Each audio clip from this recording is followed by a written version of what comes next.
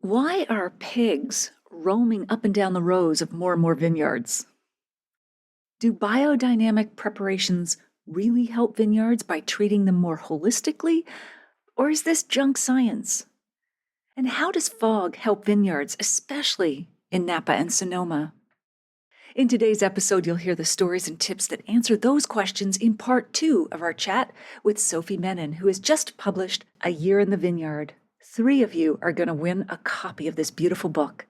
By the end of our conversation, you'll also discover why it takes 3 years to transition a vineyard to become organic and even more years to bring it to biodynamic viticulture, how bats dramatically reduce or eliminate the need for insecticides in vineyards. You will not believe the incredible appetite of these tiny creatures, and how the intensity and type of sunlight is incredibly important in wine growing.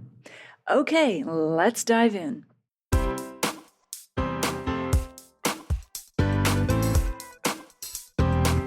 Do you have a thirst to learn about wine?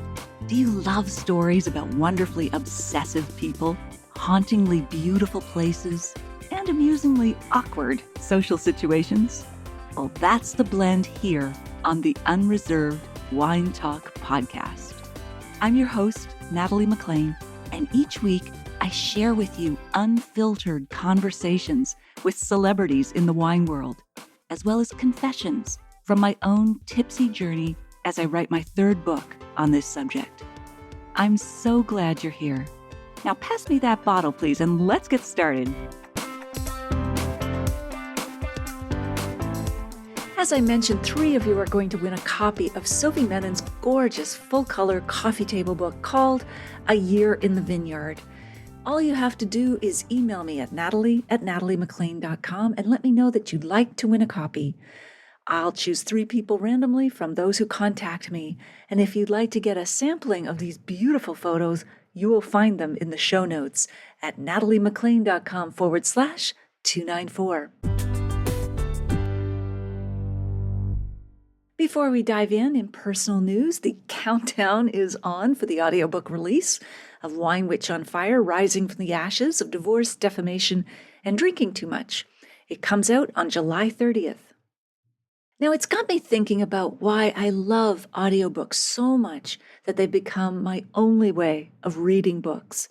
And yes, I say reading, not listening, because there are some paper-loving heretics out there who believe that the only way to read a book is to cut down a tree. This is not meant to be an environmental statement. Anyway, these heretics will say that we audio lovers don't absorb or remember the book as fully as they do, since we're using our ears, not our eyes. And to that, I say fiddlesticks. No need to watch my language in this episode since they're not listening anyway. I love the concept of layered learning.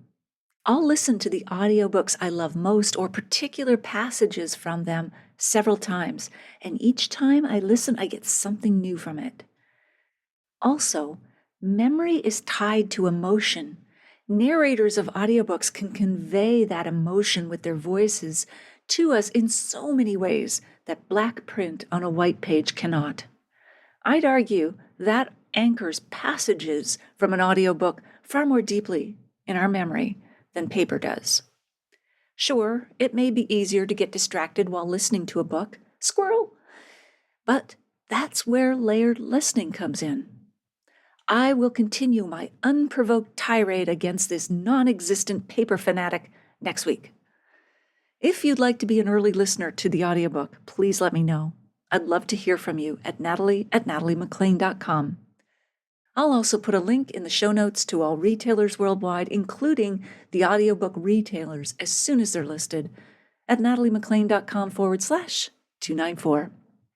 At the end of my interview with Sophie, I've included a bonus excerpt from a writer's workshop I hosted recently. If you love hearing about the behind-the-scenes process of writing the book, as many of you have told me that you do, you can continue listening after the main wine-related interview. If not, you can skip it. It's gravy, not the main meal.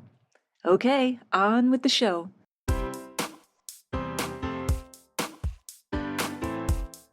Now, you mentioned fixing nitrogen. Sometimes, or I think you mentioned mustard plants between vineyard rows, also fix nitrogen. What does it mean, fixing nitrogen? Is it just making sure that nitrogen stays in the soil? And why is that important for vines? As I said, right, they will bring nitrogen into the soil, and that, is taken up through the water in the root system. And the nitrogen is part of building amino acids that are part of building the proteins that build the cellular structure in a plant. Yeah, in us too. In us too, exactly. And how does scattering the ash of burned vine canes, the ones that have sort of gone gray dead, help the vineyard? It's a kind of fertilizer. The same way volcanic ash is really very fertile. It's the same thing. It's a lot, as composting is putting everything but the juice back into the soil. The burning of these ashes does the same thing. I could stand to be corrected on that one, but that's my understanding. Yeah, that's fascinating. Now, we've heard of biodynamic preparations that some wineries use, stinging nettle tea, you've mentioned chamomile tea, mixtures in cow horns, and they're following the teachings or writings of Rudolf Steiner, I think it was. What's your opinion on the efficacy of these treatments? I know you're not a viticulturalist, but what do you think? What's happening? Why are they using this? And do you think it makes a difference? I think it makes a difference, but I think people use this system because they see that it works. The people I've spoken to have started following it very, very strictly and then adapted to their own vineyard and what works. But it's a holistic system. Rudolf Steiner started writing after the early industrialization period.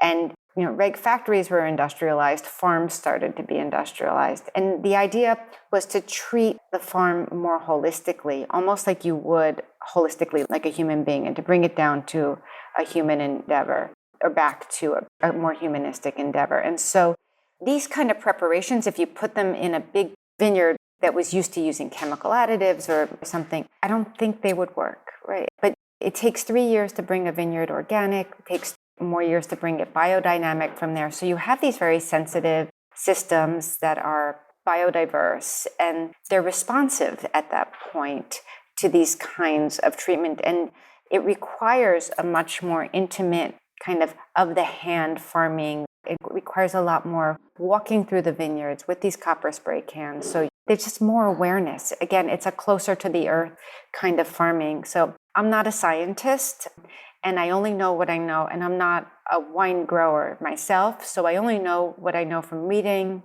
and talking and tasting. But a lot of very scientifically minded people who are watching and looking empirically at what's happened in their own vineyards are very committed to this.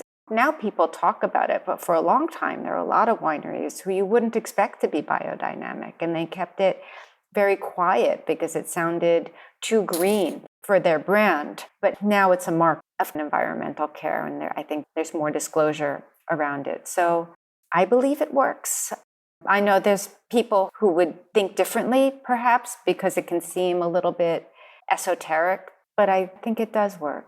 Yeah, I think we're past it's too mushy, woo-woo, or whatever. And, if anything, like you say, at least it's making wine growers pay closer attention. Even if it's a placebo effect, the fact you're paying more attention to your vines and getting them off drugs, so to speak, detoxing them off of synthetic chemicals, I think that has to be a good thing for both the vines and the environment. You talk about the cosmic pull on the vine, so we always acknowledge the sun and how it ripens the grapes, but I want to make sure I was understanding this correctly because I found it fascinating. The moon's gravitational pull draws the sap up from the roots and into the vines. Is that when it's ideal to prune the vines, or do you want to prune them when the sap falls down? And why is that? So these are all the very eloquent words of Alois Clemens Lagater, and the Lagater family are great proponents of biodynamic farming and explain this so beautifully. And if you can think about the way Clemens explained it to me is it's like a microtide in the plant, because sap is water and nutrients. And so when the moon is closer to the earth, the sap is going to be drawn up the vine and into the branches.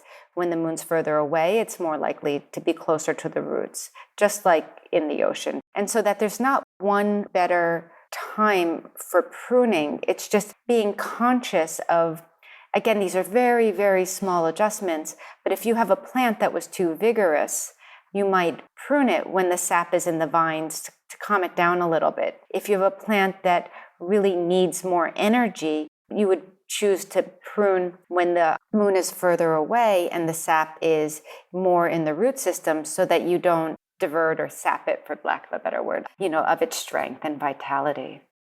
That makes so much sense. And we've talked about this. Pruning happens at different times of the year in different parts of the plant, but shoot thinning is like altering the vascular system of the vine, which is a wonderful way to put it. And you said it's a highly technical skill. What could go wrong? You talk about progressive branching and building the vine architecture or lymphatic system. I loved all these comparisons. Well, these are the words of Marco Simonit, who is a master pruner who's been very attentive to vine development and vine architecture. And he trains many of the vineyards in the book, not just the one featured on the features on Marco Simonit. Work with him. And he has these 2 punctuation points where he really trains, he works a lot with vineyard crews and with, the viticultural managers of each of the vineyards and the wine growers.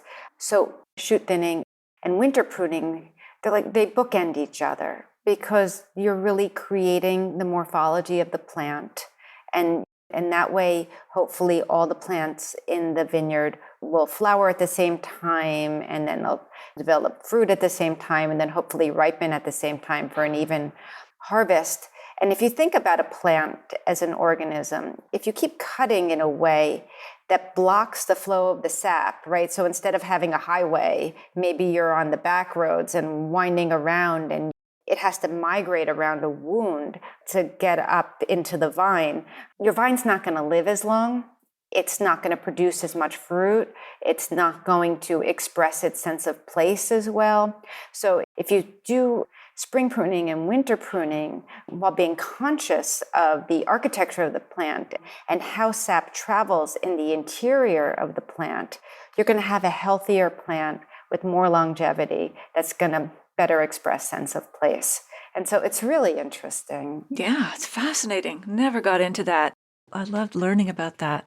All right, off to our bat houses in Portugal. What are they doing there? They're not just in Portugal. They're everywhere. They're in Bordeaux. This is the story that we chose to tell about bat houses. Bats eat insects. So lots of vineyards are finding ways to bring bats into the vineyard at night. Each bat could eat like 1,300 bugs in a night. It reduces the need for insecticide. And so it's not just the bat houses, because bats travel using sonar senses. So there's an Airbnb bat. Exactly. You're saying. Actually, there's a vineyard in Bordeaux that built paths of trees straight up to the vineyard, planted. Then the next highest physical object was the vine, so they would drop down, and so a lot of vineyards are cultivating ways to bring bats into the vineyard to take care of invasive insects so that they don't need to spray. Wow. And this winery in Portugal, though, they built like 100 bat houses all among the vineyards. These little things on a tall pole looking sort of like bird houses, but bat houses, I guess. That's great. Bat condominiums. Just caught my attention. What about the pigs in another region? I can't remember how many there were. That was in Beretta. It was Felipa Pato. She and her husband, William Wouters, have a vineyard there, and they're biodynamic producers. Apparently, suckling pig is a delicacy that the area is known for. So they thought, well, we're supposed to use local plants and local vines and, for cover crops, and we're growing, indigenous local varieties. Why not use local animals? And pigs, it turns out, they root with their snouts. And so it's perfect for planting cover crops, because when it's moist, they turn the earth. And when it's dry, they also, early in the season, turn the earth. And they can't get down that far. They only get down about 10 centimeters, and so they don't affect the root system. So they've become great plant companions. Oh, that's great. And I love the visual picture of them sleeping as a little group under a tree. Is that what they do? Yes. They built them houses, but they didn't want to sleep there. They wanted to sleep together under the 100-year-old vines or under the olive trees.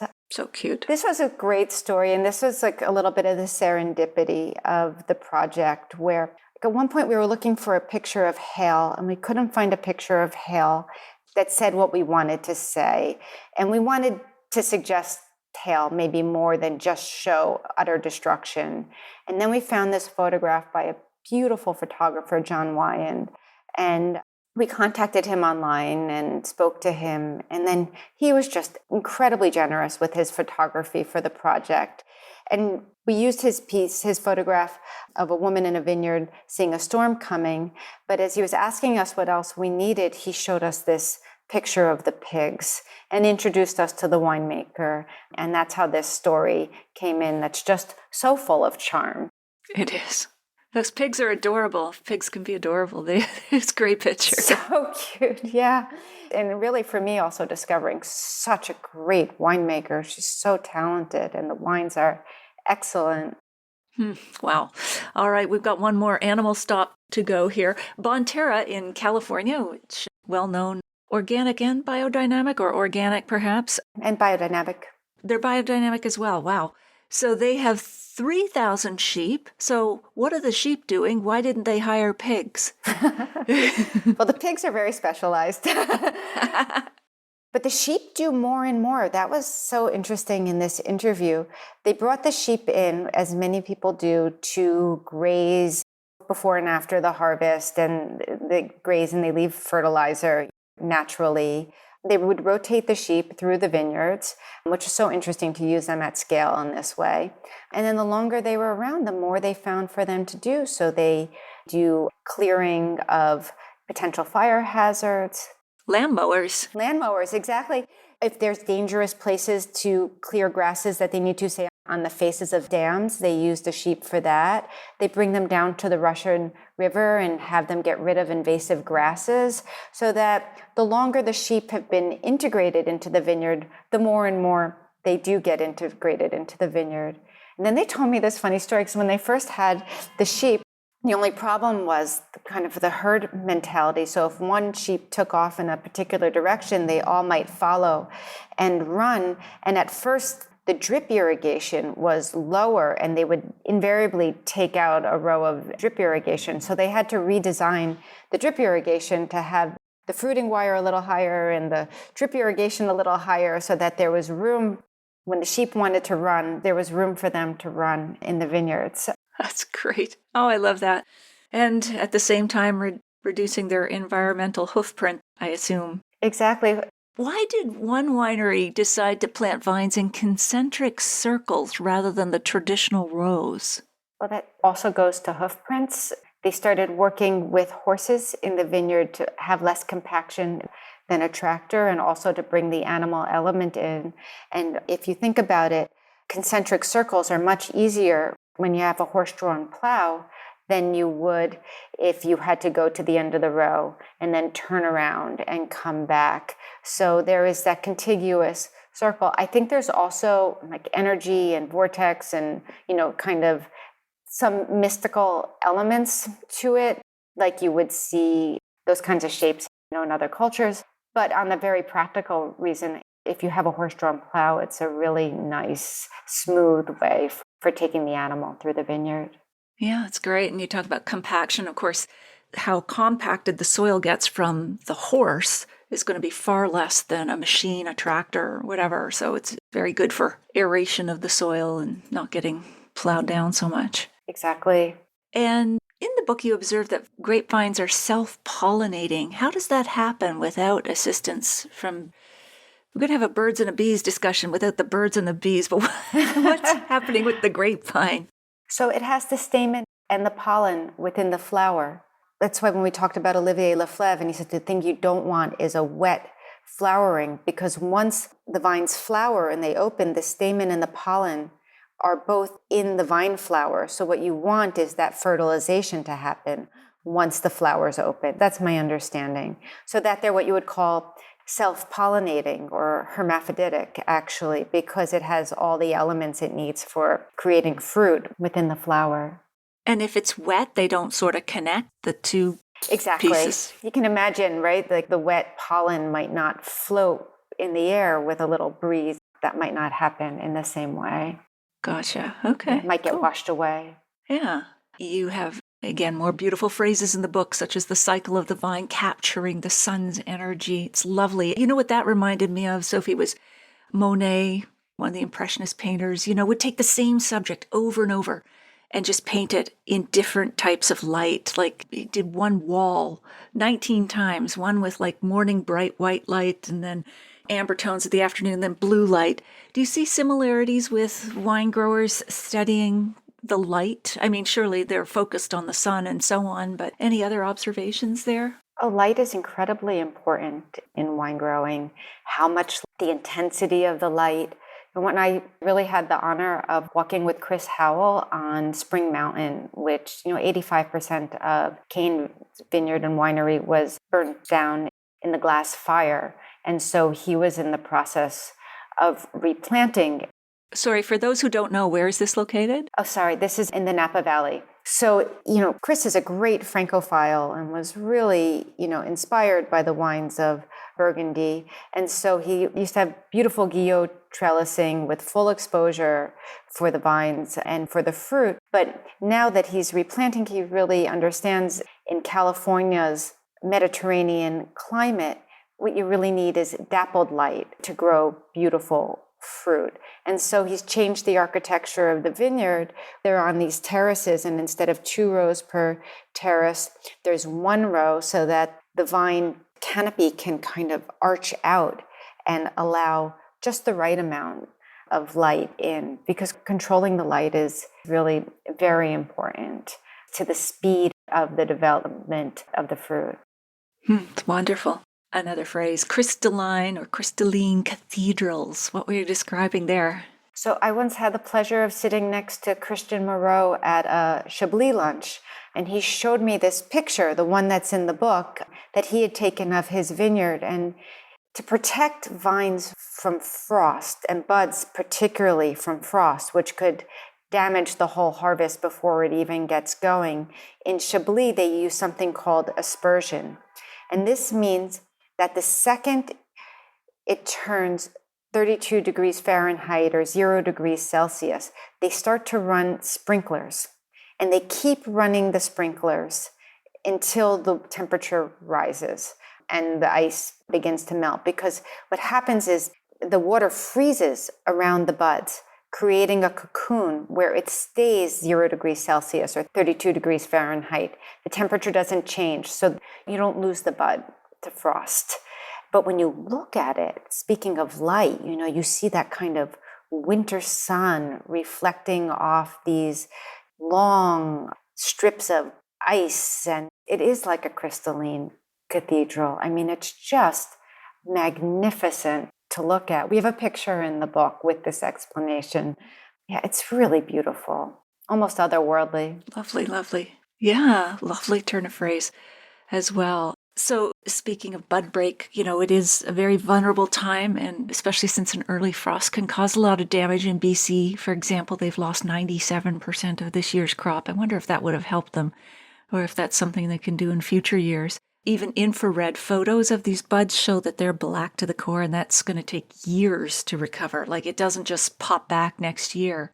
So another way that some wineries fight this extreme cold is with smudge pots. What's their purpose? I guess it's just to circulate warmer air in the vineyard, but then again, you say they're moving away from smudge pots to different methods as well. Right. I mean, they do warm the vineyard. They bring heat to the ground of the vineyard.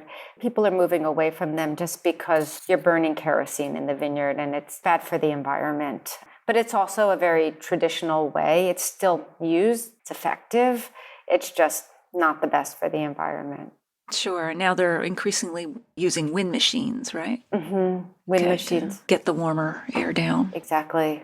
Yeah. Another lovely phrase, fog is the visualization of cold air. How does fog help vineyards, especially in Napa and Sonoma? Well, this was also Chris Howell explaining this to me. So fog comes in from San Francisco Bay into the Napa Valley. And at night, it condenses as the air grows colder, and it sits on the valley floor and it cools the fruit after being in the hot sun all day. So it essentially arrests the development of the fruit. So you have these bursts of ripening followed by a cooling, followed by, and then as the air warms, the fog goes up the mountainside. So actually, it's why it creates what they call an inversion, because it cools the mountain vineyards during the day. So that what you have in the mountains in Napa is this kind of continuous, more moderated temperatures, because you have the cooler evenings and then the cooler days from the inversion created by the fog traveling up the hillsides. So you have two very beautiful expressions of Cabernet Sauvignon, just slightly different characteristics for having different ripening patterns, even though they're so close to each other. Yeah, and the photos of the fog on the vineyards are just magnificent in the book as well. They're extraordinary. We're grateful to them for sharing those photos with us. Yeah. What is massal selection? Is that the vine cane pruning? Am I treading back on what we've already talked about? Some of these technical terms? That's exactly what it is. So in a place like Lafarge in Volnay, around the harvest, right before, they'll go around and they'll look at all their vines, and the ones that they want to replicate, that they think are really thriving in their environment, they will go and they'll put a blue ribbon on it. And then when it comes time for winter pruning, they will take, a branch from that vine to cultivate, to graft on to rootstock later on. And that's the advantages of that, is that you have vines that are highly adaptive to your particular place. They've been speaking with the environment and the other plants and trading information. So you're not kind of using clones that you're bringing in. You're likely to have a higher success rate and might have a more distinctive wine. And I think that's the idea, because it's something that's been cultivated specifically with your piece of land, in this case, for generations. Great. You describe harvest poetically as the death of the vine, the birth of the wine. I love the picture of the grape harvester in the Moselle region of Germany carrying a massive basket on his back. What's happening there? I want to back up because that's Franz Weniger's line, and I love that line. And when he said it, I was like, oh, that's the opening of the harvest section. What a great turn of phrase. So in the Moselle, as you know, there's different levels of German wines, particularly Rieslings, are categorized by their level of sugar ripeness. And so they will harvest in tries. First, the dry wines, the cabinet wines, and then the Spätlese wines, and then the Beerenauslese wines. And so as it gets later and later in the season, it gets colder and probably a little damper. And these are really steep slopes. And so this is a picture of a harvester climbing those steep slopes with a basket on his back, harvesting, really doing the very hard work of harvesting the Riesling, this very special wine from the Moselle. Yeah, the basket almost seems as big as he is. And some of them have to pick lying down. The slopes are so steep. Right, and slick. Exactly. Oh, my goodness. Yeah. That just sounds like a Mission Impossible kind of. The winemaker said that Riesling vines like cold feet and a warm head. Okay. Interesting.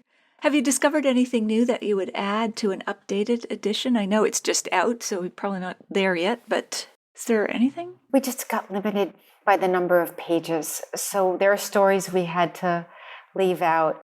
We would have loved to have gone more deeply into trellising. And then there's some wineries like Esparello had a vineyard that was just an experimental vineyard, trying all different kinds of grape varieties to see what might work. And so there's the story about what happened to vineyards that are left untended, that were interesting too. So it's the stories that got left on the floor because we ran out of pages, more so than something new, at this point at least. Excellent. So, lightning round, this has gone so quickly. I love this conversation. But in the Museum of Sophie Menin, what 3 objects would be in the central display? Well, there would be my universal wine glass from Zalto, which I love. There would be my yoga mat, which I can't live without. And there would be my computer, which I think may be my third arm, which I always seem to be attached to. Absolutely. Agree. Tell us about your favorite childhood food and what wine you'd pair with it. Oh, that's a good question. I loved carrot cake as a child. And so I happen to love Moscato d'Asti. I love the kind of flavors, especially when it's well done and it's so light in alcohol. It's like 5 or 6%. So at the end of a meal, if you just want something delicious and sparkling, and I think it might be carrot cake and Moscato d'Asti. I am going to have to try that this weekend. I mean, carrot cake's my favorite. But that's a brilliant pairing. I love that. It's got a bit of spritz, just a bit of like sweetness. Oh, I don't know if your favorite wine gadget is your Zalto glass, but would that be it, or do you have something else? I do have something. Well, I guess it might be my Zalto glass, but I also happen to love my foil cutter because it keeps me from cutting my fingers and it helps me open wines more gracefully in front of guests. And so it's one of those simple, dollar things that can make all the difference. Is there a particular brand or just any coil cutter? Just any foil cutter. This looks like it was a gift from a wine store. Okay. My other gadget, I think, would be my cave. Oh, nice. Because temperature is so important to tasting the fruit, both in red and white wines. And so I can't speak enough to red wines need to be cool enough to taste the fruit, and white wines need to be warm enough to taste the differentiation from where you might have the most enjoyable experience. It's much more narrow than you might think. Absolutely. If you could share a bottle of wine out with any person outside the wine world, living or dead, who would that be and which bottle would you open? Oh, outside the wine world. Oh, that's interesting. Well, I don't know. Would Alice Waters be outside the wine world? Yes. Okay. She qualifies. Yes. We'll let that in. Yes. I would love to drink a glass of Domaine Tempier with Alice Waters because I wrote this piece for the Daily Beast about how she learned to cook there. And so that feels like such an important spot for understanding how we eat and drink now, this kind of Alice Waters relationship with Lulu Payard and Domaine Tempier. So I would love to hear more about that. Me too. And of course, she was in Berkeley. She had a famous restaurant. I don't know if it's still open. I think it is still open. Okay. Mm-hmm. All fresh produce and so on. And of course, her sort of companion in wine crime would be Kermit Lynch, who kind of celebrated Domaine Tempier, I think it was, in his book, Adventures on the Wine Route. Yeah, the rosé especially. But the two of them, great pairing. You could invite Kermit, too, if you want. I said outside the wine world, but another exception. You could invite Kermit. That would be such a pleasure then. Wow, the time. Is there anything we haven't covered, Sophie, that you'd like to mention? We covered it earlier, but just that I couldn't have done this without my co-author, Bob Chaplin, that it's been a great collaboration, and that was such a pleasure. And I have to make sure in an interview like this that he gets the acknowledgement that he more than deserves. Excellent. All right, hold up that book again. Okay. We're going to put it in the show notes, A Year in the Vineyard.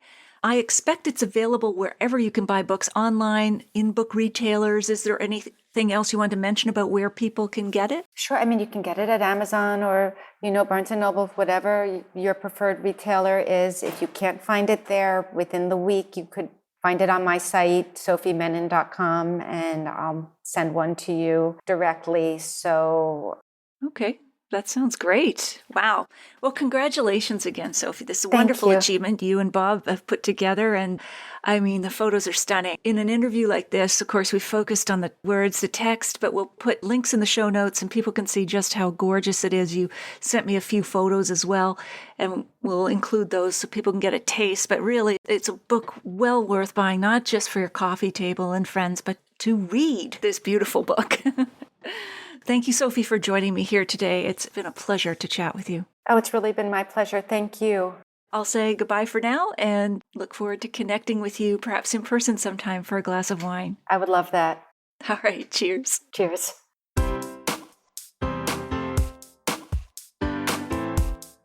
Well, there you have it. I hope you enjoyed our chat with Sophie.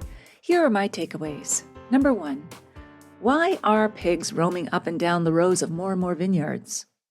Sophie explains that pigs dig or root with their snouts, so they're perfect for when the soil is dry early in the season because they can't get down that far, only about 10 centimeters, she says, so they don't affect the root system of the cover crops between the vine rows. When the soil is moist, they can turn the earth over at a deeper level after the plants are established. Number 2, I cannot believe that each tiny little bat can eat 1,300 bugs every night. Whew. This dramatically reduces the need for insecticides, and a lot of vineyards, as a result, are cultivating ways to bring them into the vineyard, like the high shrubs they're planting and the little bat houses, so cute, to bring them in and take care of the invasive insects so that they don't need to spray. Number 3, do biodynamic preparations really help in vineyards by treating them more holistically, or is this junk science? Sophie believes that viticulturalists use biodynamic preparations because they see that it works. It is a holistic system, she says. Vines are very sensitive plants. Biodynamics requires an intimate approach to hand farming, a lot more walking through the vineyard, so there's greater awareness of what's happening on a daily basis. Even very scientifically minded winery owners, she adds, are looking empirically at what's happened in their own vineyards and have become committed to this method. And number 4, how does fog help vineyards, especially in the Napa and Sonoma valleys? Sophie observes that fog comes from San Francisco Bay into the Napa Valley at night. It condenses as the air grows colder and sits on the valley floor. It cools the fruit from the hot sun that day. It arrests the development of the fruit at night. So there are bursts of ripening in the daytime followed by a cooling in the nighttime. Everybody settle down. As the air warms in the day, the fog goes up the mountainside and it creates an inversion because it cools the mountain vineyards during the day so the temperatures are more moderated. In the show notes, you'll find the full transcript of my conversation with Sophie, links to her website and books, the video versions of these conversations on Facebook and YouTube Live, and where you can order my book online now, no matter where you live. You'll also find a link to take the free online food and wine pairing class with me called The 5 Food and Wine Pairing Mistakes That Can Ruin Your Dinner and How to Fix Them Forever at nataliemaclean.com/class. And that is all in the show notes, my friends, at nataliemaclean.com/294. Email me if you have a sip, tip, question, or would like to win one of 3 copies of Sophie's new book, A Year in the Vineyard. I'd also love to hear from you if you've read my book or are interested in listening to it at natalie@nataliemaclean.com. If you missed episode 104, go back and take a listen. I chat about growing and making Zinfandel in Napa Valley with Ravenswood winemaker Joel Peterson. I'll share a short clip with you now to whet your appetite.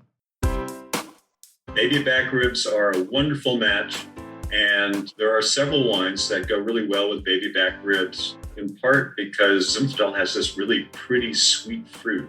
The blend he may be talking about is Besieged, which is a traditional California field blend based on what California did pre-Prohibition. Nobody was trying to make varietal wines. They were trying to make wines that tasted good and were particular for that location. They planted grapes together called Zinfandel, of course, Petit Syrah, Carignan, Alicante Bochet, sometimes a little Grenache, sometimes a little Syrah, sometimes a little Matara or Mourvèdre. But those were the blending grapes of California. And so Besieged is based on that concept.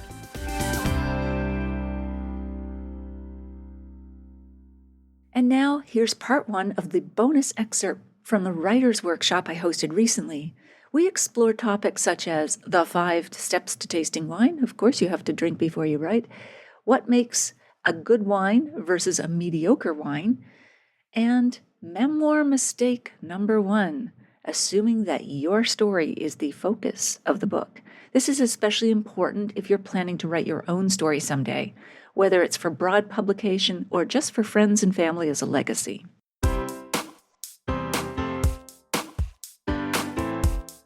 Good evening, everyone, and welcome to our May evening event. It's so nice to see so many of you. This is our May speaker event here for OIW. I want to start, first of all, with the land acknowledgement.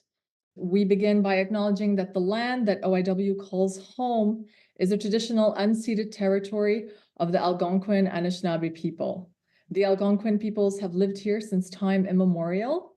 They are the keepers of the land and have been sharing stories of the land and its people for millennia.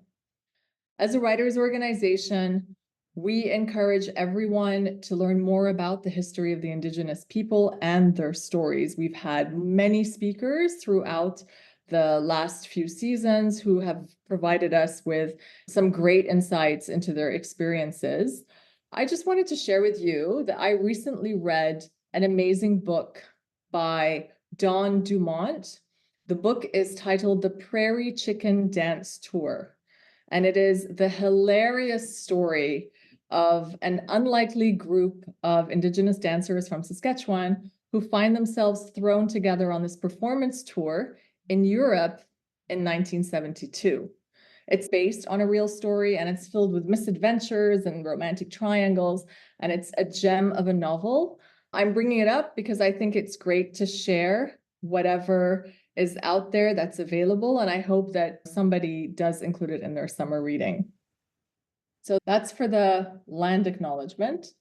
I am so pleased to welcome Natalie McLean, who is our guest speaker today. She is a memoir writer and accomplished Canadian wine expert. She's also the winner of the James Beard Award and the author of the New York Times best-selling book, Red, White, and Drunk All Over, among other books. Her latest book, Wine Witch on Fire, exposes the downside of the wine industry and its effect on those who toil in it. So tonight, Natalie is going to be sharing her 5 lessons learned from the trenches of memoir writing. But before that, we are going to be getting a very unique wine tasting lesson. And so, Natalie, over to you. All right. Thank you, Sue. One of the things that book tour has taught me is don't get between people and their wine. Do the wine stuff first, and then you can say whatever it is you want to say. So that's what I'm going to jump into. But do feel free to start sipping. You don't have to wait for me officially to get there. I am so happy to be here. Sue and Lori, thank you for inviting me. Hopefully you can see my slides. I'm just going to keep motoring through since I have a lot to cover with you tonight. Sue has already introduced me, so I won't belabor this. Wine Witch on Fire is my memoir. That's what I'm going to be using as an example tonight. You can get the free reader's guide at winewitchonfire.com. I mention that because you may want to use it as a template for your own reader's guide if you haven't developed one, because I'm a big believer in book clubs. Spines and Vines, Books and Bottles. We've heard the memes and the jokes that sometimes my book club reads books or whatever it is, but it's an excuse to get together and chat over wine. And just to give you a bit of an example of what's in this, we pulled out about 13,000 words from my book because it was getting a little too long, because I had wine tips and recommendations at the end of each chapter. So we just pulled that out into a reader's guide and how to organize your own wine tasting, that sort of thing. So it's substantial, but now we're going to do how to taste wine like a pro. All right. So whether you have wine or whiskey or water, it doesn't matter what's in your glass. I'm going to go over the 5 easy steps to tasting wine like a pro. I'm wondering who was able to get either of these wines tonight. I recommended the Sauvignon Blanc from Santa Rita 120, very reasonably priced. I think this was around $13, $14. And the Henry of Pelham Baco Noir. They make a number of different Baco Noirs. It's from Niagara, but I think both are exceptional wines for the money. And even if you don't have those, that's okay too. So what we're going to do is we're going to go step by step. There's 5 steps to tasting wine. First one is you want to look at the visual. How does that wine look? And you can swirl it. Now, you often see a lot of people swirling their wine, raising it up to the light, right? In restaurants, looks very sophisticated. Yeah, don't do that. All that's going to tell you is how many colors can the wine reflect from the wallpaper. What you really want to do is get a napkin, a white tablecloth, a book that happens to have a white back cover, and look at it down that way. What you're looking for, I'm going to really summarize at a high level, is that when it comes to white wines, the deeper the color, Usually, the more mature the wine, the older it is, or it could be oak aged, one of those two things. Now, if you have the red, the color of red wines tends to go from like a ruby red to deeper, darker colors. And then as it ages, it can go lighter again into a bricky color. So, again, very high level. The other thing about the visual is that nothing should be floating in your glass. No, no little corky bits, nothing else. That's not to be confused with corked, which is a fault of wine when it tastes like or smells like a musty attic. So it should be clear. So step number 2 is probably the most important, even though we all want to get to tasting. And again, please go ahead and taste your wine. You don't have to stay with the class here. But the smell, we can detect, it's now estimated, millions, if not maybe even trillions of aromas. That's because different aroma molecules can combine in different ways and settle in our olfactory receptors. The beauty of wine is actually really in the nose. So you want to swirl the wine. You want to volatilize the esters, if you want a fancy term or a bumper sticker for a wine geek. You want to get the aromas of the wine airborne to actually smell them. And when you swirl, now you can do the training wheels version on the table, but after you agitate the wine, you want to get your beak right in there. Stick your nose in, really give it a good sniff. Actually, our acuity of our smell changes every 3 to 4 hours from our right hemisphere to our left hemisphere and back again. So it's not just pure snobbery, this going on, but that's what they're trying to do. Now, when it comes to the white wine, usually people are shy when I go through this, but does anyone want to volunteer anything in terms of what they smell? Let me give you a little warm up here first, because you can't do more bizarre than this. When I teach my online food and wine pairing course students, I've had classes where one woman said, wow, this Riesling that we're tasting, it reminds me of the Dallas airport. And everybody's going, what?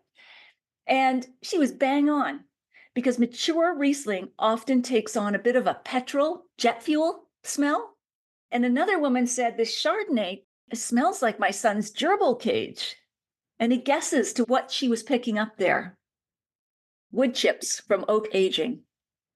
So if I smell this Sauvignon Blanc, classic aromas of Sauvignon Blanc are like lemon, lemongrass, lime zest.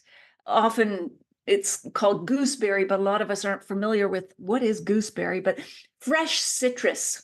And it almost makes your mouth water to even think about it, because there's lots of zingy acidity on the palate. In the red wine that we've got, it's a full-bodied red. So what you're going to look for are probably darker fruit aromas, your red and black fruit, whether it's black cherry or black currant or blackberry or dark plums or whatever. Whereas whites, generalizing a whole bunch, tend to be your white fruits, your orchard fruits, your apples, your pears and peaches and that sort of thing. Though this one is more citrusy, this Sauvignon Blanc. All right, taste. Let's get into that. So when we taste, doesn't matter which glass we use. I am using a universal glass, but if I were pouring Pinot Noir or Chardonnay, I'd use what I call, excuse my French here, a big ass glass, because they're very aromatic wines. And I'd want to collect the aromas in this bigger bowl. And then you see how it goes up at the top. It collects the aromas up there. So with taste, what we're doing when we have the wine in our mouth is we're heating it up. And that's good. We're going to get a deeper sense of the flavors and aromas. But you often see people, the wine snobs, almost gargling their wine. They're all over the place. What they're trying to do is spread it out, because we have taste buds all over our mouths, our soft palate, our cheeks, our gums. You can detect all kinds of flavors, not just with your tongue. So get in there, swish it around, give it the scope treatment, and see if you can get an even richer sense of the flavors that we just talked about in terms of aromas, because what's on the nose should translate to on the palate. All right, the other thing, step number 4, while we're tasting, is the body. Is it full-bodied, medium-bodied, light-bodied? The easiest way to remember this is that, does the weight of it, not the taste, but does the weight of it feel like skim milk? That's light-bodied. Medium, let's say 3% or homogenized, or cream. really voluptuous and full-bodied. That's the way you can tell. So for this Sauvignon Blanc, it's light body to maybe medium. It's nice and zippy. For this Baco Noir, I've already given that one away. It's a full-bodied red wine. Nice and smooth too. The finish is after you swallow. How long do the wine's aromas keep coming back to you? A remembrance of things tasted in the past, right? The longer, the better, like most sensual pleasures in life, right? So a really neat thing to do is to swallow the wine and then breathe out through your nose, because you will have heated it up because it's trickled down through your throat. Breathe out through your nose, and you will get a much stronger sense of the aromas and flavors in the wine. Now, make sure you are just breathing out. You're not sending the wine back out through your nose, because that's very painful, and you will have to turn off your video camera because it's also very embarrassing. I've done it. So give that a try. You're swirling, you're looking at it. And I would say for this Sauvignon Blanc, the finish is maybe short to medium, and that's not a criticism. It's meant to be light and zippy. The Baco Noir is much longer. I am curious about something. Yes. What would make a good wine? So you've done all that tasting, and I love the way you use your profile to show where you're going. That was very helpful. But how would you say one is a good wine and one is a mediocre wine? Like, what's your categories for that? So with wine, it is really subjective. In all sincerity, the best wine is the one you like. The old adage is pair the wine to the diner, not the dinner. Now, beyond that, there are objective factors you can look at. Is the finish long? Is the depth and complexity of the different? Do you just get blackberries and that's it? Or are you getting tobacco leaves and violets and all the rest of it? You get to be a bit geeky if you start to analyze the wine for its different facets and how it excels or doesn't on those 5 dimensions: sight, smell, taste, body, and finish. The finish is often one that people look for, definitely, in a great wine.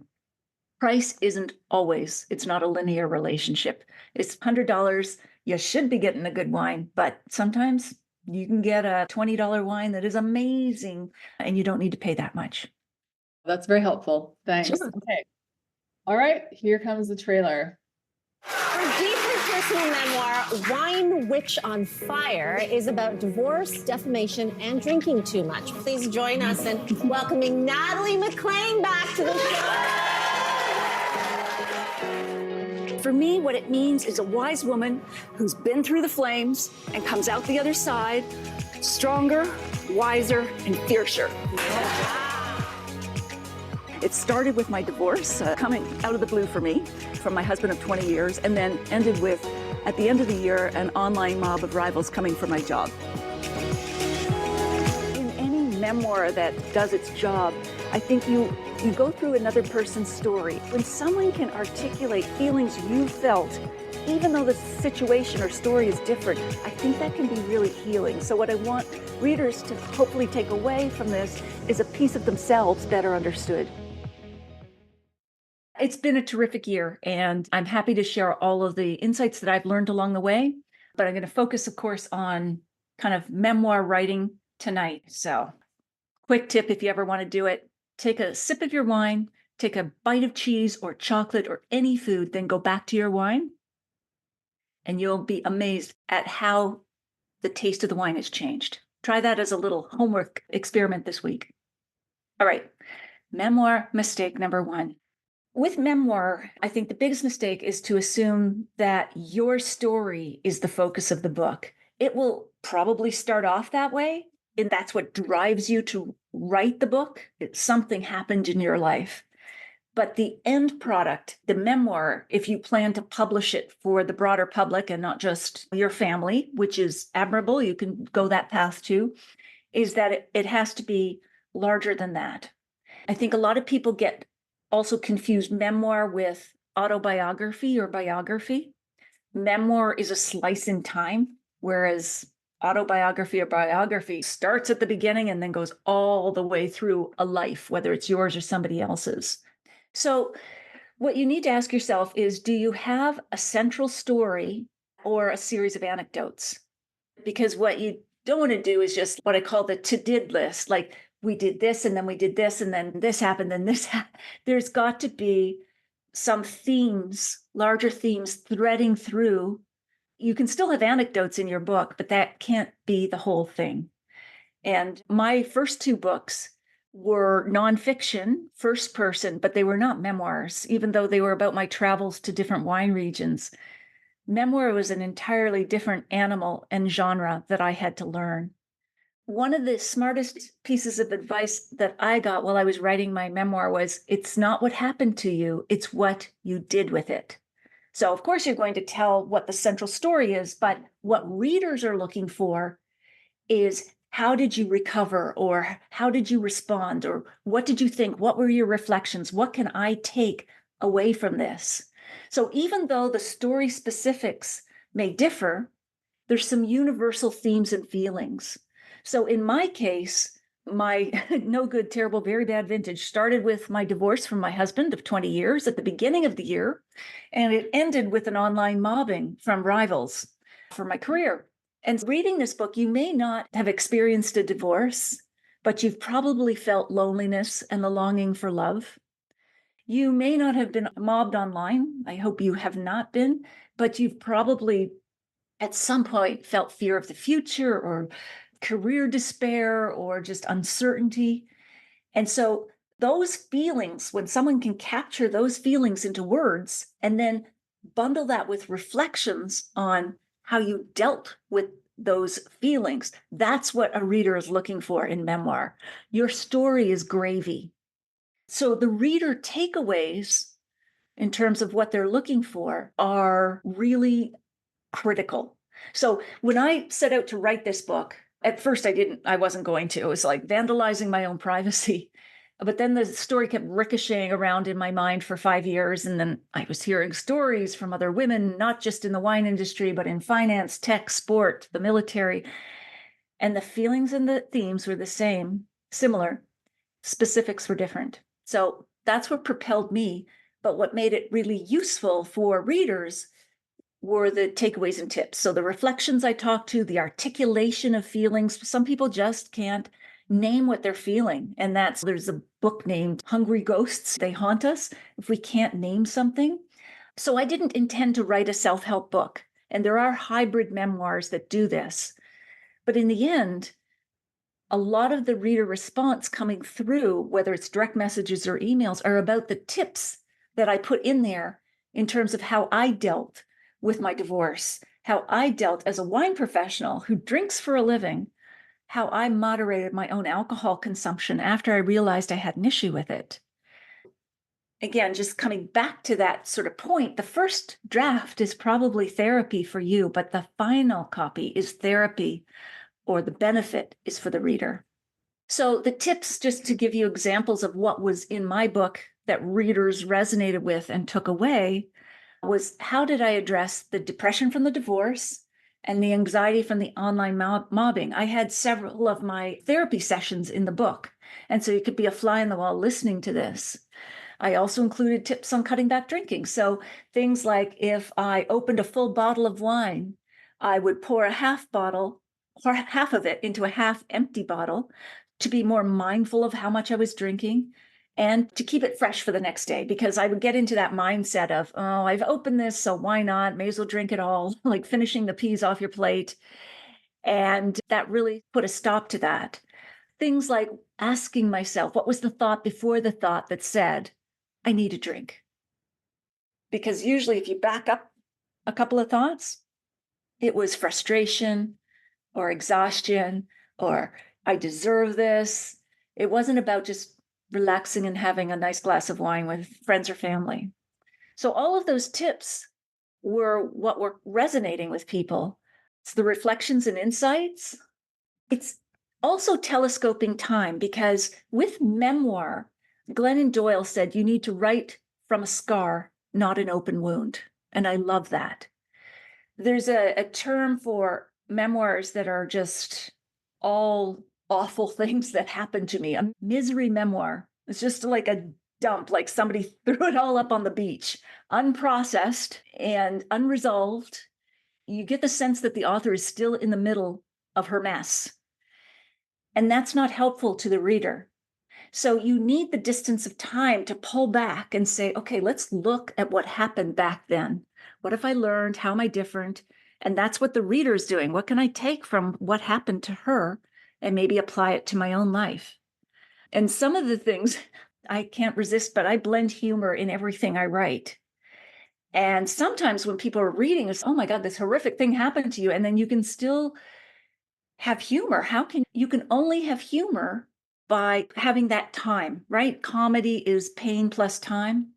Because when you look back at certain things that have happened in your life, sometimes they're so absurd that they are almost comical. And you can only write with them with that remove that time gives you.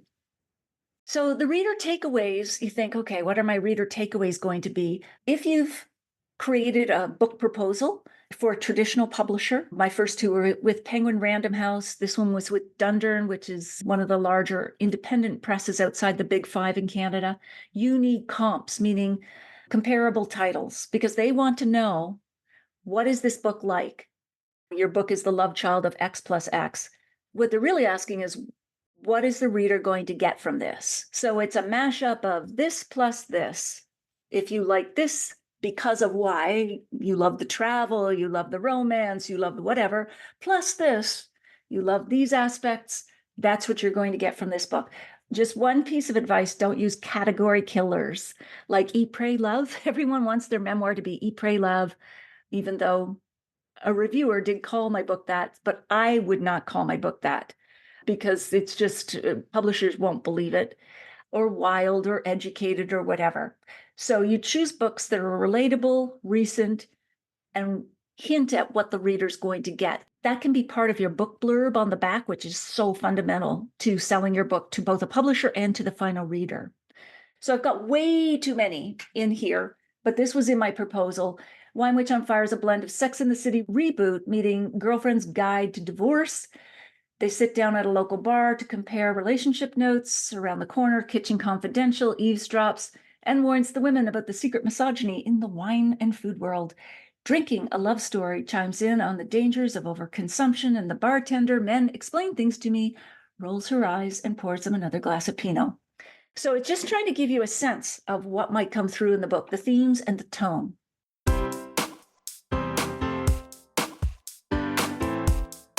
I'll publish part 2 of the workshop next week. You also won't want to miss next week when we chat with Master of Wine and author Anne Krabel about the wines of Germany. If you liked this podcast or learned even one thing from it, please email or tell one friend about the podcast this week, especially someone you know who'd be interested in learning more about what really happens in the vineyard during each season, and including that magical mix of bats, bees, sheep, pigs, and humans. It's easy to find my podcast. Just tell them to search for Natalie MacLean Wine on their favorite podcast app, or they can listen to the show on my website. Thank you for taking the time to join me here. I hope something great is in your glass this week, perhaps a wine shaped by fog.